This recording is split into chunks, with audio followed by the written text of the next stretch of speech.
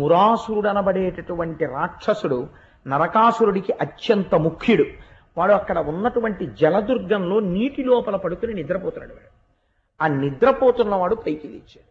పోతన గారు అన్నారు, వాడు పెద్ద జడ వేసుకున్నట్టు. ఈ జడ వేసుకున్న వాళ్ళు మనకి ఇద్దరు కనపడతారు, కాలయవనుడు ఒకడు, మురాసురుడు ఒకడు. వాడికి ఉన్న గొప్పతనం ఏమిటో తెలుసా అండి? వాడు ప్రాగ్జ్యోతిషపురాన్ని మురాపాశములతో కట్టి ఉంచుతాడు. వాడు ఆ పాశములతో కట్టాడు. కృష్ణ పరమాత్మ తన చేతి ఖడ్గంతో ఆ పాశములను ఖండించారు. ఖండించి పాంచజన్యం పూరిస్తే మురాసురుడు పైకొచ్చాడు. వాడికి 5 తలకాయలు. 5 తలకాయలతో వాడు ఈ బ్రహ్మాండములో ఉన్నటువంటి పంచభూతములను మింగేసేలా ఉన్నాడు.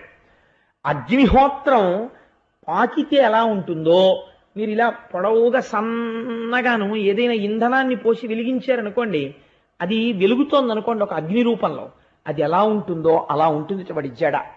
అటువంటి జడ